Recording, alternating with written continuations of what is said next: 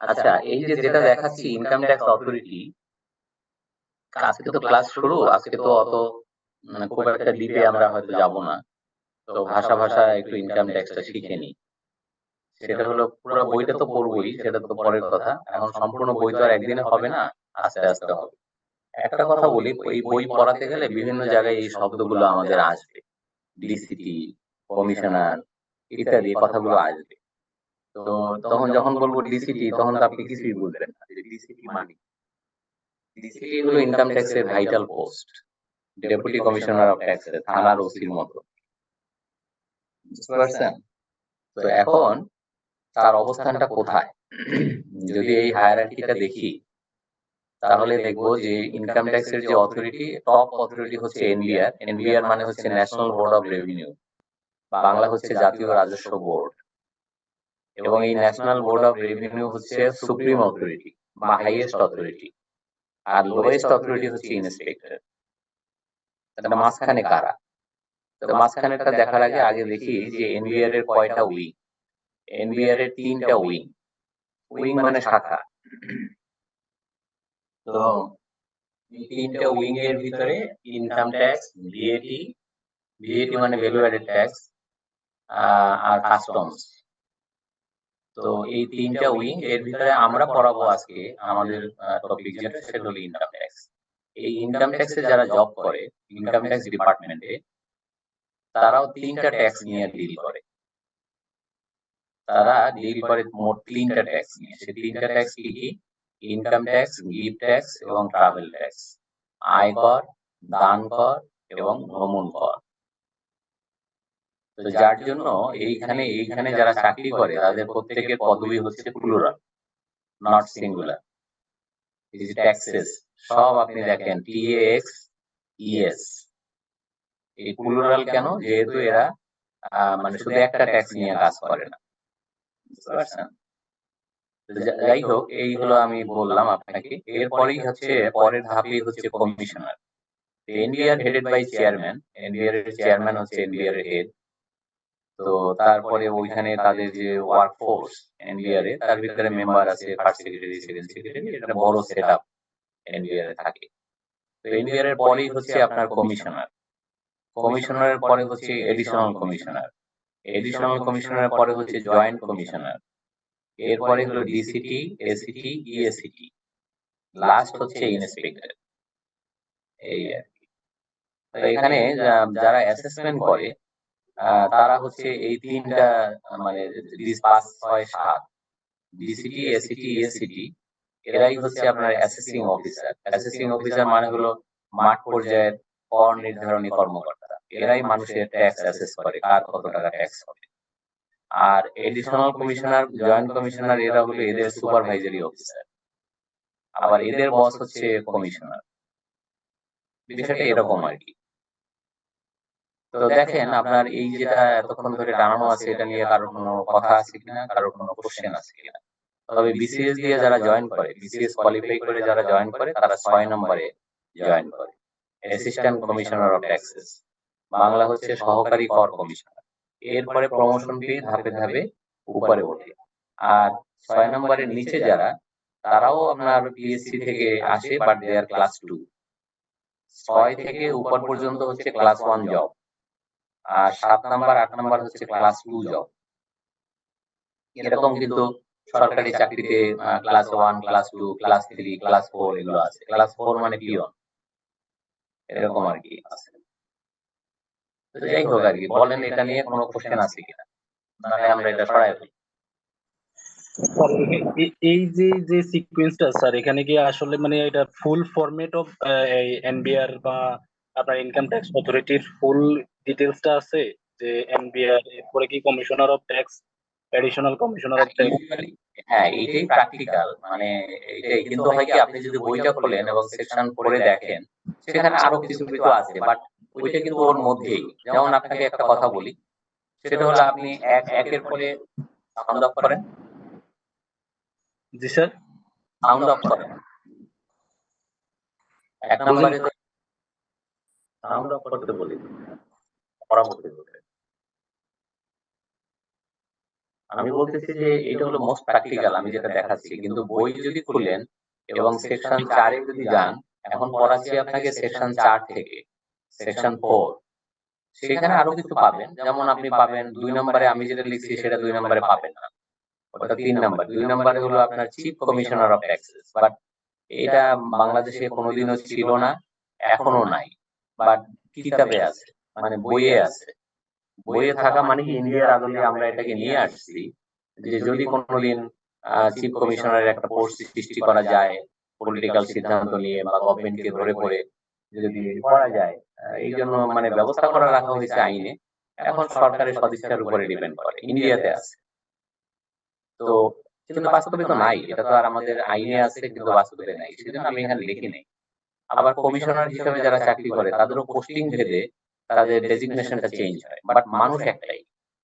তার যখন একাডেমিতে পোস্টিং হবে, ট্রেনিং একাডেমিতে, তখন তার নাম হবে, ডেজিগনেশন হবে DG for academy, tax academy, director general tax academy. But actually উনি তো কমিশনারই, ওনাকে বদলি করছে ওইখানে, যার জন্য ওনার ডেজিগনেশন চেঞ্জ, চেয়ার ভেদে ডেজিগনেশন চেঞ্জ, বাট মানুষ একই, বেতন একই, এরকম আর কি। তো আমরা যে পরবর্তীতে পড়াবো বিভিন্ন সময়, আপনি একটা টার্ম ভালো করে এখান থেকে মনে রাখেন, সেটা হলো ডিসিটি। এই ডিসিটি কথাটা আমাদের বিভিন্ন সময় পড়াইতে গেলে আসবে, কারণ এই ডিসিটি অ্যাসেসমেন্ট করে, ডিসিটি নোটিশ করে, ইত্যাদি বহু জায়গায় এই ডিসিটি সব কথাটা আসবে, because he is the key man of the income tax department. ঠিক আছে, ক্লিয়ার? জি স্যার, না আমি কোশ্চেনটা করছি স্যার এই কারণে, কারণ আমাদের তো এমসিকিউ কোশ্চেন প্যাটার্ন তো স্যার, দেখা গেছে ওগুলা থেকে দিয়ে দিলে তখন তো একটা কনফিউজড ক্রিয়েট হবে, এই জন্য বলছিলাম আর কি স্যার। না না, তা হবে না। আচ্ছা ঠিক আছে স্যার, থ্যাংক ইউ।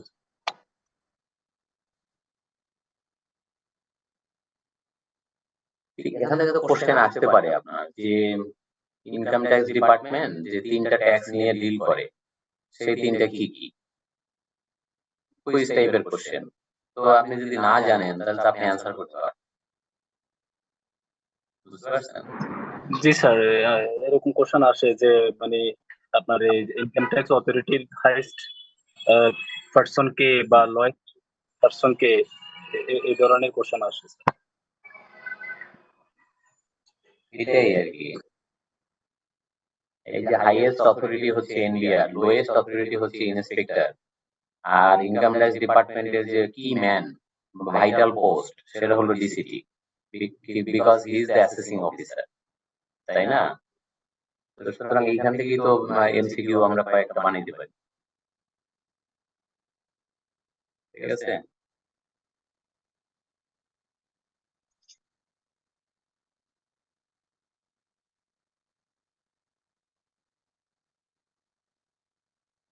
ঠিক আছে, তাহলে আমরা একটা প্রেজেন্টেশন দেখি একটু।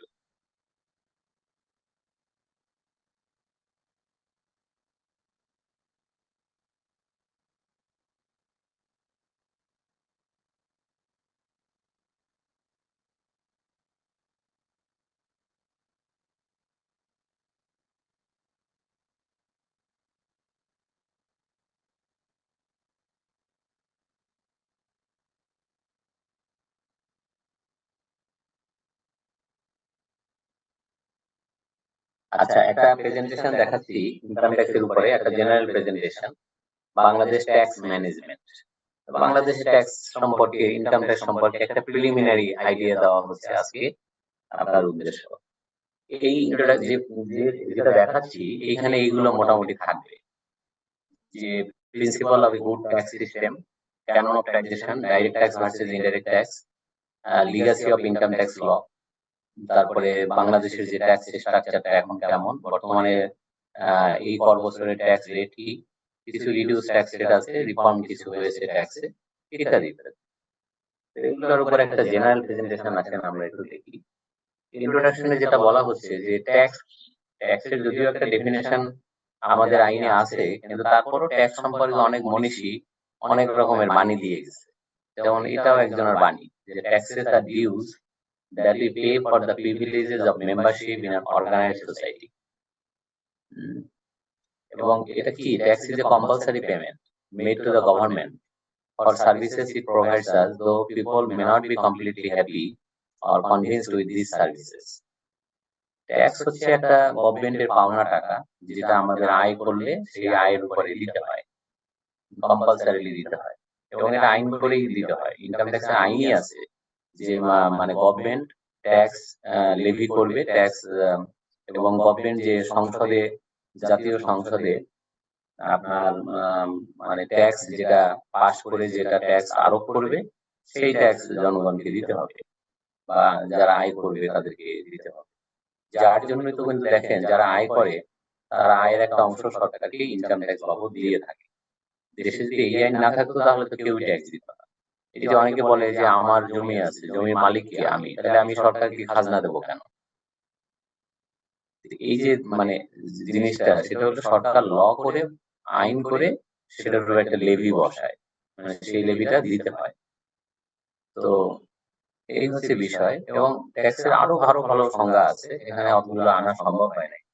যেমন আইনস্টাইন একটা কথা বলছে ট্যাক্স সম্পর্কে সম্ভবত, যে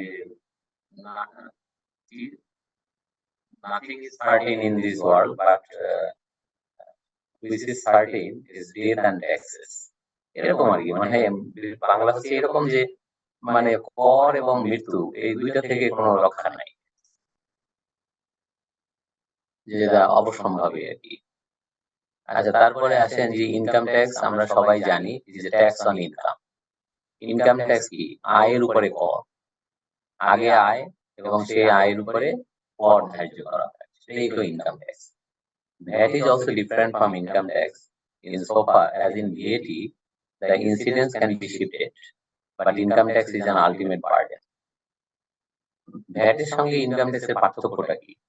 ইনকাম ট্যাক্স হচ্ছে ডাইরেক্ট ট্যাক্স, এই কারণে ডাইরেক্ট ট্যাক্স যেহেতু ইনকাম ট্যাক্স যার উপরে বর্তায় তাকেই বহন করতে হয়, মানে হি ক্যানট শিফট ইট।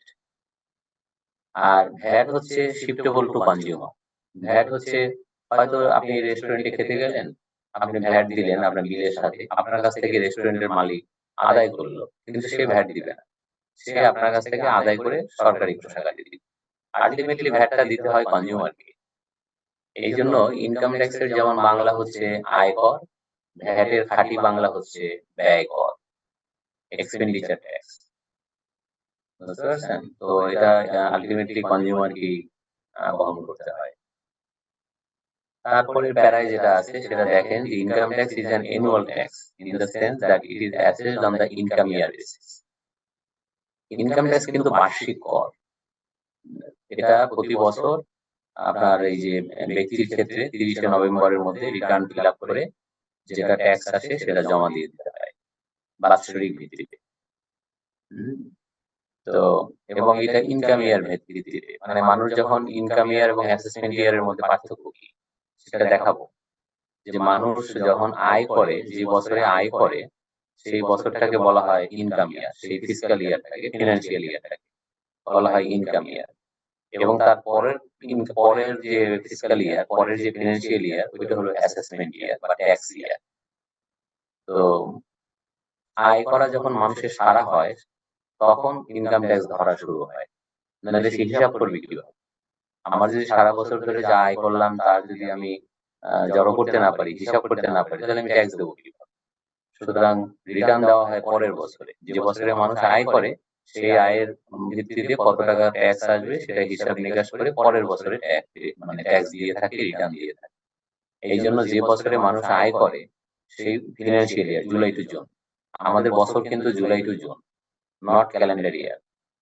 তো মানে এখানে ইয়ারের ডেফিনেশন দেওয়া আছে, ইয়ার মিনস ফিনান্সিয়াল ইয়ার। কিন্তু ইন্ডিয়াতে আবার ফিনান্সিয়াল ইয়ারটা কিন্তু ভিন্ন। ইন্ডিয়া ফলো করে ইংলিশ ফিনান্সিয়াল ইয়ার, মানে ইন্ডিয়া হচ্ছে এপ্রিল টু মার্চ। ইন্ডিয়াতে বছর শুরু হয় 1 এপ্রিল থেকে এবং বছর শেষ হয় 30শে মার্চ। আর আমাদের বছর শুরু হয় 1 জুলাই থেকে এবং বছর শেষ হয় পরের বছরে 30শে জুন। এই যে একটা আর্থিক বছর, এই আর্থিক বছরে মানুষ যা আয় করবে এইটার উপরে ট্যাক্সের হিসাব নিকাশ হচ্ছে তার পরের বছর। পরের বছরটাকে বলে অ্যাসেসমেন্ট ইয়ার বা বাংলায় বলে কর বর্ষ। আর যে বছর মানুষ আয় করে সেটার নাম হলো আয় বর্ষ। তার মানে একটা হলো ইনকাম ইয়ার, পরের বছর হচ্ছে অ্যাসেসমেন্ট ইয়ার। ইনকাম ইয়ারটাকে অবশ্য অনেকে অ্যাকাউন্টিং ইয়ারও বলে। বুঝতে পারছেন? রবীন্দ্রনাথের গানের মতো একটা গান শুনছেন না, যে তোমার হলো সারা আমার হলো শুরু। এখানেও বিষয়টা তাই। মানুষের আয় করা যখন সারা হয়, তার পরের বছরে ইনকাম ট্যাক্স ভরা শুরু হয়। বিষয়টা এরকম হয় অনেকটা। এবং এখানে বলছে যে income tax is one stage tax and income once tax never tax tagging. একটা আয়ের উপরে যখন একবার কর আরোপিত হয়, কর দেওয়া হয়, তখন সেই আয়ের উপরে আবার কর ধরার কোনো বিধান নাই। সুতরাং এটা ওয়ান টাইম ট্যাক্স বলা হয়। এক আয়ের উপরে একবারই ট্যাক্স দিবে, ফিনিশ। পরের বছর আবার আয় করবে, আবার ট্যাক্স দিবে। বিষয়টা এরকম হয়। এবং ইনকাম ট্যাক্সকে বলা হয় যে মোর ইকুইটেবল অ্যান্ড প্রোগ্রেসিভ। আমাদের ট্যাক্স রেটটাও প্রোগ্রেসিভ। একটু পরে দেখাবো ইনকাম ট্যাক্সের রেটটা, তখন আপনি দেখবেন। এবং যার কারণে মরাল, ইথিক্যাল এবং legal basis is stronger than those of indirect tax. Indirect tax থেকে ডাইরেক্ট ট্যাক্সটা ভালো, কারণ এটা সমাজে সমতা সৃষ্টি করে। কিন্তু ইনডাইরেক্ট ট্যাক্সটা ভালো না, কারণ ইনডাইরেক্ট ট্যাক্স ধনী গরিব চিনে না।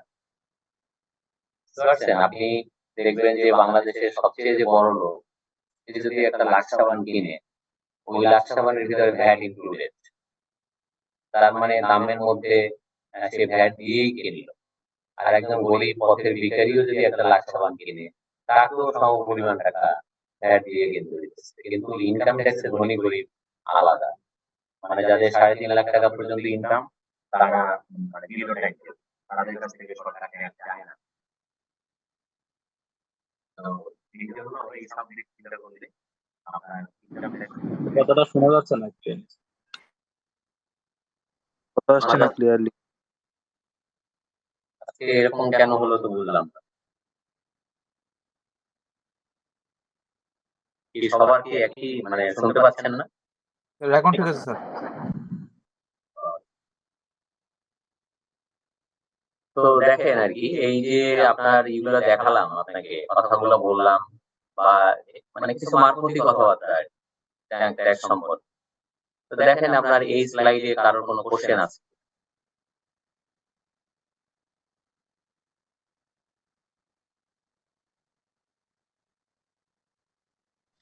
স্যার আমার একটা কোশ্চেন। এই স্লাইডে কিন্তু আপনার এমসিকিউ হতে পারে যে income tax is direct tax and VAT is indirect tax. এই স্টেটমেন্টটা কি ট্রু না ফলস? ট্রু। হ্যাঁ, সুতরাং আপনি যতই পড়া হোক, এখান থেকে প্রতিটা স্লাইড নিয়ে, প্রতিটা স্লাইডেই বা প্রতিটা পড়ানোর সঙ্গেই আপনার একটা করে কোশ্চেন হতে পারে, একটা দুইটা কোশ্চেন হতেই পারে। তো সেগুলো আহামরি প্যারাটা থেকে লাস্ট প্যারাটা হচ্ছে যে income tax is equitable and progressive. Progressive না ডি প্রগ্রেসিভ এর ভাষা আছে স্যার? না, প্রগ্রেসিভটা আমি দেখাবো আপনাকে। ইনকাম ট্যাক্সটা যে স্যার প্রগ্রেসিভ, ওই যে হ্যাঁ কি কি ইনকাম ট্যাক্সটা আপনার ওই যে ভ্যাটের মতো এরকম ডাইরেক্ট না, স্ট্রেট না, যে স্টেট 15% বা স্টেট 7.5% এরকম না। এটা প্রগ্রেসিভ, এটা ধাপে ধাপে ট্যাক্সটা বাড়ে। সেটা দেখাবো, এই পরের স্লাইডেই আছে, 2-3টা পরের স্লাইডেই আপনি পাবেন। এই স্যার ইনকাম ট্যাক্স, স্যার আপনি একটা কথা বলছিলেন যে এখানে লেখা আছে যে ইনকাম ট্যাক্স একবার যেটা ট্যাক্স হয়ে গেছে সেটা আগে আর কখনো ট্যাক্স হয় না। স্যার না। আমার যখন আমি ভ্যাট দিচ্ছি তখন কি আমার ইনকামটা আলটিমেটলি আবার ট্যাক্স হইতেছে না? না, ওটা তো এক্সপেন্ডিচার ট্যাক্স। আমি তো পড়াচ্ছি একটা ট্যাক্স, ইনকাম ট্যাক্স। ট্যাক্স তো অনেক প্রকার, ট্যাক্স 100 প্রকার। এর ভিতরে আমি পড়াই 1 প্রকার। হ্যাঁ কি? আমার একটা ছিল স্যার, হ্যাঁ কি ছিল? একটা কোশ্চেন ছিল স্যার। হ্যাঁ বলেন। অসুবিধা নেই। স্যার এই যে আপনি বলছিলেন না ইনকাম ট্যাক্স ইয়ারটা শুরু হয় জুলাই থেকে পরের বছর জুনের 30 পর্যন্ত, তাই তো? হ্যাঁ, এখন স্যার ধরেন কেউ একজন জব শুরু করলো জানুয়ারি 1 তারিখ থেকে, তাইলে তার ইনকাম ট্যাক্সটা কিভাবে ধরা হবে নরমালি? জানুয়ারির 1 তারিখ থেকে জুনের 30 তারিখ পর্যন্ত এই যে 6 মাস, এই জি, স্যার। 6 মাস হচ্ছে তার ফার্স্ট ইনকাম ইয়ার। এবং হ্যাঁ, হ্যাঁ। Income income year may be less than 12 months, but income year cannot exceed 12 months. 12 মাসের বছরেও কখনো কখনো মানে আয় বর্ষ হতে পারে, ইনকাম ইয়ার হতে পারে, কিন্তু 12 মাসের বেশিতে কখনো ইনকাম ইয়ার হবে না। বুঝতে পারছেন? যেমন প্রথম বছর হতে পারে যে মারা গেছে, তাহলে মারা গেছে ওই বছর তো ভগ্নাংশের উপরে অ্যাসেসমেন্ট হবে, একটা খন্ডের উপরে, এরকম আর কি। তো ইনকাম ইয়ার কমেও দেখাবো আপনাকে, যদি মানে এটা এখন একটা স্লাইড চালাচ্ছি তো এই জি, জন্য স্যার। আমি দিতে পারতেছি না। আর নাহলে আমাকে এটা বন্ধ করে আমাকে ওই আরেকটা সিনেমা চালাইতে হবে, সেটা হলো ইনকাম ইয়ার এবং অ্যাসেসমেন্ট ইয়ারের পার্থক্য। জি বুঝতে স্যার। পারছেন? জি স্যার। দেখাবো, ওই সিনেমাটাও দেখাবো, আপনি নিশ্চিন্ত থাকেন। আচ্ছা স্যার। আচ্ছা, আর কোনো কোশ্চেন? স্যার ইনকাম ট্যাক্স তো এই বছরের ইনকামের উপরে পরের বছর ট্যাক্স ধরা হয়, তাহলে স্যার যদি কোনো রিটার্ন দিতে হয়, পরের এই বছরের ইনকামের উপরে পরের বছরের রিটার্ন দিতে হয়। এখন অনেক সময় এই বছরের ইনকামের উপরেই কোম্পানি আমার বেতনের উপরে ট্যাক্স কেটে নেয়, এটাও আমরা পড়াবো, টিডিএসটাও দেখবেন। তো তার মানে তো আমি দেখা যাচ্ছে যে আয় করতেছি, আমি অ্যাডভান্স ট্যাক্স দিয়ে যাচ্ছি, যদিও আমার এই ট্যাক্সটা দেওয়ার কথা আগামী বছর রিটার্নের সাথে, কিন্তু সরকার আমার বিশ্বাস করে না যে আমি যদি ফাঁকি দেই, আমি যদি রিটার্ন না দিই, এই জন্য আপনাকে অ্যাড সোর্সেই ট্যাক্স কেটে রাখে, তারপরে হিসাব নিকাশ পরে হবে। বুঝতে যদি পেরেছি স্যার। কম কাটা হয় তাহলে আরেকটু ওইটুকু দিয়ে আমাকে রিটার্ন দিতে হবে, বেশি কাটা থাকলে আমার আর দিতে হবে না, বা ওইটুকু ফেরত পাবো বা সমন্বয় হবে ইত্যাদি। ঠিক আছে? জি স্যার, বুঝতে পেরেছি। দেখেন, একটা ভালো ট্যাক্স সিস্টেমের কিছু বৈশিষ্ট্য আছে, কিছু নীতি থাকে। সেটা হলো দেখেন ইকুইটি, বলছে যে good tax system is based on the people's ability to pay. একটা ভালো কর ব্যবস্থা সেটা মানুষের মানে এবিলিটি টু পে, মানুষের সামর্থ্যের উপরে ঠিক করে। যেমন এখন ঠিক করছে সরকার, ছেলেদের 3.5 লক্ষ টাকা পর্যন্ত আয় করমুক্ত, মেয়েদের 4 লক্ষ টাকা পর্যন্ত, মেয়েদের এবং সিনিয়র সিটিজেনদের 4 লক্ষ টাকা পর্যন্ত আয় করমুক্ত। এই যে মানে যারা রিক্সা চালায়, বস্তিতে থাকে, অথবা ছোটখাটো দোকান করে কোনো রকম মানে জীবিকা নির্বাহ করে, তারা তো ট্যাক্স নেটে নাই, তাদের তো এবিলিটি ট্যাক্স দেওয়ার, তারা আগে জীবন ধারণ করবে তারপরে তো ট্যাক্স। তো সুতরাং এই যে একটা ভালো ট্যাক্স সিস্টেমের এটা একটা বড় বৈশিষ্ট্য, যে ট্যাক্স সিস্টেমটা এমন ভাবে ডিজাইন করা হবে যেটা on the basis of people's ability to pay. 2 নম্বর হচ্ছে simplicity, tax payer should able to understand the tax system. এই যে দেখেন সিম্পলিসিটি, এইটা হলো এবারের যে আয়কর আইন যেটা বাংলা যেটা করা হলো, এটা হলো সিম্পলিসিটির সবচেয়ে বড় উদাহরণ, যে বাংলায় আয়কর আইনটা করা হয়েছে যেন সবাই এটা পড়ে বুঝতে পারে। যদিও বিদেশিদের জন্য একটু সমস্যা, তাদের জন্য ইংলিশ ভার্সন বের হলো। তারপরে দেখেন convenience, tax should B collected in a convenient manner. এই যে দেখেন কনভেনিয়েন্ট বলতে কি বোঝাচ্ছে, যে আমি যে চাকরি করি, আমার বেতন দেওয়ার সময় যে আমার কাছ থেকে কেটে রাখে, এটা আমার গায়ে বাঁধে না, কিন্তু আমাকে যদি 1 বছর পরে বলে আপনাকে এখন 5 লাখ টাকা ট্যাক্স দিতে হবে, এটা আমার জন্য বার্ডেন, এটা আমার জন্য ট্রাবলসাম। সুতরাং এই যে কনভেনিয়েন্ট ওয়েতে ট্যাক্সটা নিয়ে নেয়, এটা ভালো, এটা হচ্ছে একটা বৈশিষ্ট্য, মানে ভালো ট্যাক্স সিস্টেমের একটা বৈশিষ্ট্য। Stability, tax structure should not be change frequently. ট্যাক্সের যে স্ট্রাকচার ঠিক করলো, একটা আইন হলো, সেই আইন যদি প্রতি বছর ঘন ঘন চেঞ্জ হয়, তাহলে কিন্তু ব্যবসায়ীরা, বিদেশি ইনভেস্টররা তারা কিন্তু খেই হারায় ফেলে, তারা কিন্তু আমাদের আইনের উপরে আর আস্থা রাখতে পারে না। সুতরাং আইন এমন হওয়া উচিত যেন সেটা ফ্রিকুয়েন্টলি চেঞ্জ করতে না হয়, ইট শুড বি স্টেবল। তারপরে দেখেন progressivity, tax should be charged according to the income distribution. মানুষের আয়ের মানে ধাপে ধাপে ট্যাক্সটা করা উচিত, যেমন যা আয় মানে এক দেশ এক রেট যেন না হয়। আগে এক সময় ছিল, আমাদের 94 এর আগ পর্যন্ত বাংলাদেশ কিন্তু আপনার সিঙ্গেল রেট ছিল ইনকাম ট্যাক্স, মানে এরকম ধাপে ধাপে বড় লোকের ট্যাক্স বেশি, মানে ছোট লোকের ট্যাক্স কম, এরকম ছিল না, সবার এক ট্যাক্স রেট ছিল। সেটা ভালো না, বরঞ্চ যারা অনেক বড় লোক, অনেক বেশি টাকা ইনকাম করে, তারা অনেক বেশি রেটে ট্যাক্স দিবে, একই রেটে নয়। ওইটাকেই বলা হয় প্রোগ্রেসিভিটি। এটা দেখাবো, এটা আপনি ওই যে আমরা যখন পরের কত নম্বর স্লাইডে আসবে আমি জানি না, আসলে পরে আমরা দেখবো যে হ্যাঁ ধাপে ধাপে ট্যাক্সটা বাড়ে, যাতে করে আপনার একজনের ইনকাম 10 লাখ, তার যা ট্যাক্স আসবে, একজনের ইনকাম 1 কোটি, তার ওই ট্যাক্সের 10 গুণ আসবে? নো, অনেক গুণ বেশি আসবে। তারপরে certainty, tax system should not have any adverse effect, মানে ট্যাক্সটা এমন ভাবে করা উচিত যেন সহজে কালেক্ট করা যায় এবং এটা নিশ্চিত থাকা যায় যে এই ট্যাক্সটা আদায় হবে, এই আর কি। তারপরে দেখেন এখানে কনভেনিয়েন্স এর আরেকটা মিনিং আছে যে tax should B collected in a convenient manner. Convenient কি? দেখেন আগে জমিদার প্রথা ছিল, আপনি দেখেন মানুষের মানে গোয়ালে, কৃষকের গোয়ালে যখন মানে ধানে ওঠে, ধান যখন ভরে যায় তখন তার ফুর্তি ধরে না, তখন যদি তাকে খাজনার কথা বলা হয় সে তখন ইজিলি খাজনা দিতে পারে।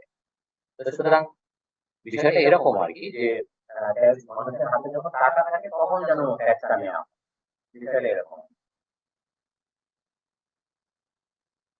তারপরে দেখেন যে ক্যানন অফ ট্যাক্সেশন আর দ্য মেইন বেসিক প্রিন্সিপলস বা rules set to begin the good tax system. এবং এখানে ক্যাননের যে 4টা ক্যাননের কথা বলা হচ্ছে সেটা হলো canon of equity, canon of certainty, canon of convenience, canon of economy. এই 4টারই আরো ডিটেইলস আছে এখানে, যে canon of equity, canon of certainty, canon of convenience, canon of economy, এগুলো একটু ডিটেইলস মানে পড়তে হবে আপনাকে, দেখতে হবে। আমি এগুলো শীট দিয়ে দেবো, যদি আপনাদের ক্যাপ্টেন কি বা স্যার ক্লিয়ার। ক্যানন জিনিসটা কি? ক্যানন মানে তো নীতি বা বৈশিষ্ট্য। ক্যানন মানে ক্যামেরা না।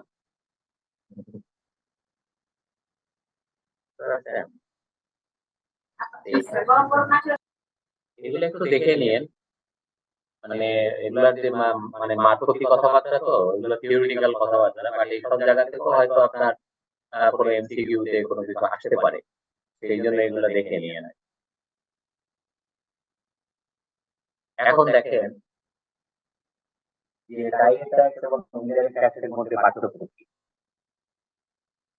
ডাইরেক্ট ট্যাক্স এবং ইনডাইরেক্ট ট্যাক্সের মধ্যে পার্থক্য, মিনিং এর দিক থেকে পার্থক্য বলতে যে direct taxes are the taxes in which the incidence and impact falls on the same person, মানে যার উপরে কর আরোপ করা হয় তাকেই করটা বহন করতে হয়, একই ব্যক্তির উপরে কর দেয়। কিন্তু ইনডাইরেক্ট ট্যাক্স আর sub type of taxes where incidence and impact fall on the two different persons, মানে দেখা গেল একজনের উপরে চাপানো হলো, মানে ভ্যাটটা করা হলো, কিন্তু আলটিমেটলি সে ভ্যাটটা শিফট করে ফেললো কনজিউমারের উপরে।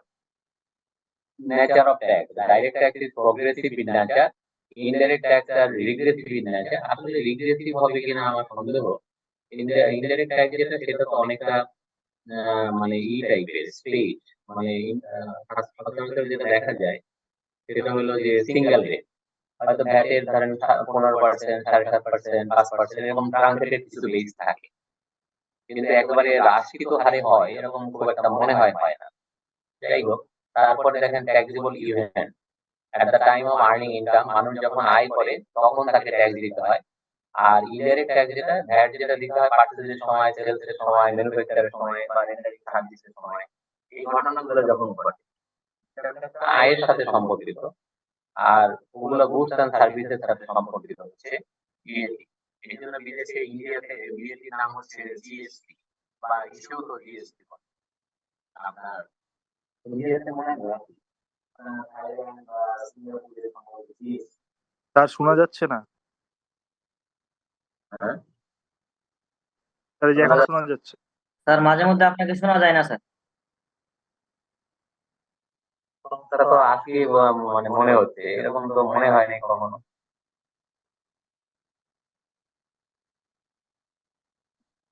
কি করবো বলেন দেখি।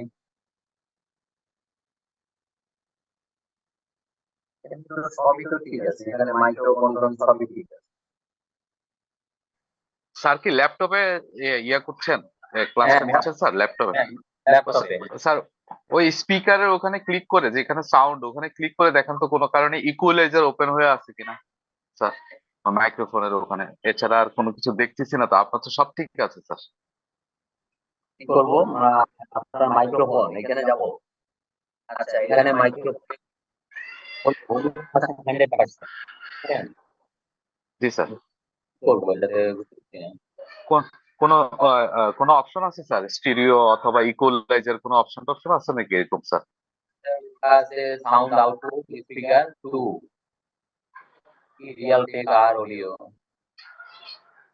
লেখা স্যার ইনপুটটা চেঞ্জ করতে হবে মনে হয় স্যার। হ্যাঁ স্যার, আপনার সাউন্ড ইনপুটের সমস্যা হচ্ছে।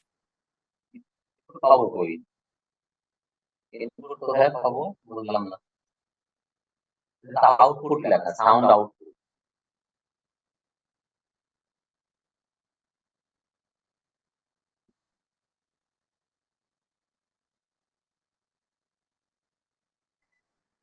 স্যার ওই 2 স্পিকারের জায়গায় সিঙ্গেল স্পিকার দিয়ে দেখা যায় যদি কোনো অপশন থাকে আর কি, তাহলে এছাড়া এছাড়া আজকে স্যার আমাদের ব্যাড লাগছে স্যার। বুঝলাম না কিভাবে করে স্যার আপনি একবার বের হয়ে আরেকবার মানে রিজয়েন করে দেখতে পারেন, তাহলে হয়তো অনেক কিছু সলভ হয়ে যেতে পারে। আচ্ছা শোনেন মাইক্রোফোন অ্যাক্সেস আচ্ছা এটা হলো অন তারপরে let app access your microphone এটা on camera on desktop app web viewer off তারপরে গেট হেল্প লিনোভো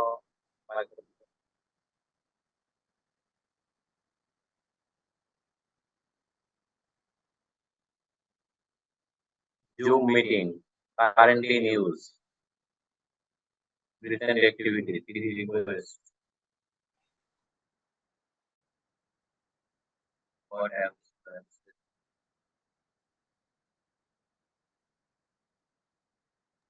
কি করবো এখন?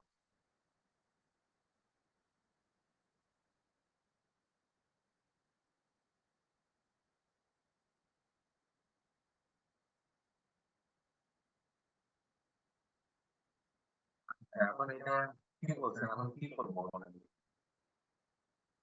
can do if they have a microphone access on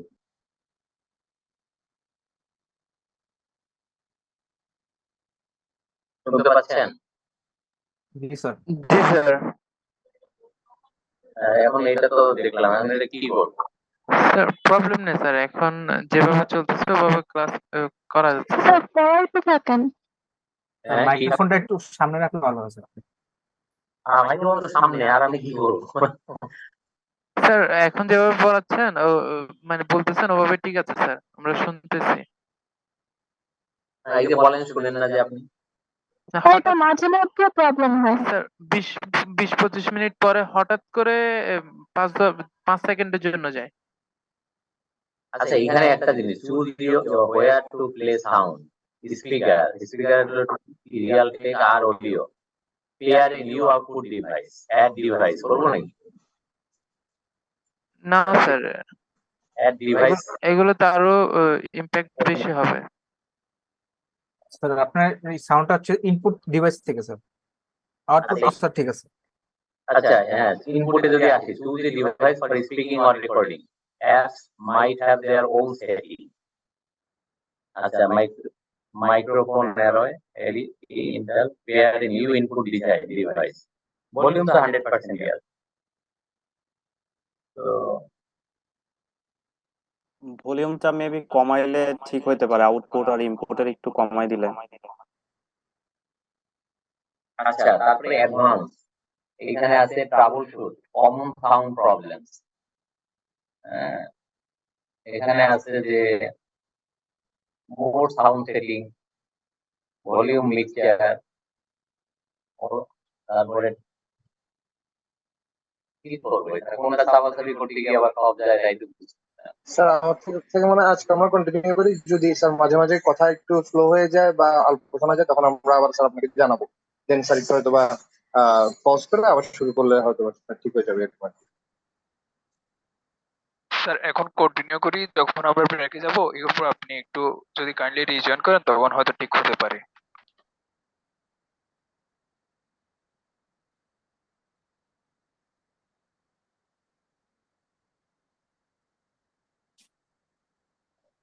ঠিক আছে এখন চলুক এইভাবে কি করা যাবে স্যার সাউন্ডটা একটু কমায় দিলে ফ্রিকোয়েন্সিটা কমবে, ইকোটা থামার সম্ভাবনা আছে।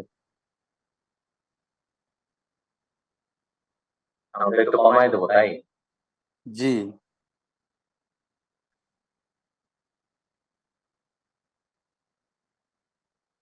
এখন শোনা যায় কথা হ্যাঁ শোনা যায়, আরো একটু কমাইতে পারেন। সাউন্ড তো কমে গেল। আমি তো শুনতেছি, আগের মতো জোরে জোরে শোনা যাচ্ছে।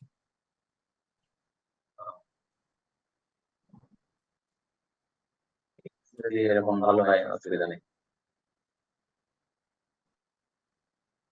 স্যার স্পিকারের আশপাশ কোনো ধাতব কিছু আছে, মানে মাইক্রোফোনের কাছে? তো থাকতে পারে, তাহলে কি বন্ধ করবো? না মানে সেট আপ ছাড়া অন্য কোনো হেডফোন বা এয়ারপিস, কোনো চুম্বক অথবা ধাতব কিছু থাকলে ফ্রিকোয়েন্সিটা ইয়ে হয়ে যায়। আমি সেটাই দেখতেছি বন্ধ করা যায়।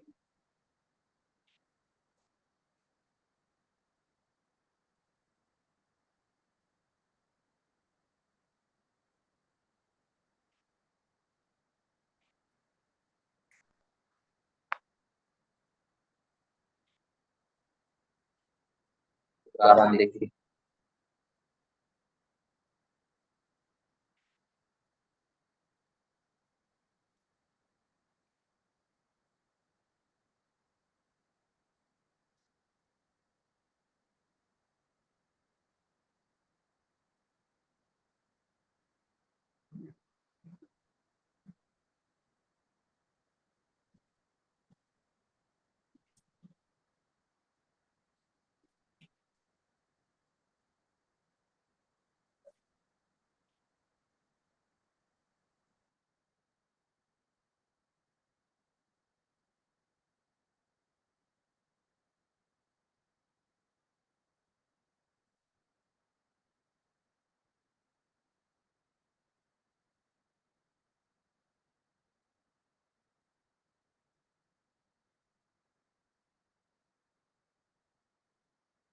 আচ্ছা দেখি আমরা এখন,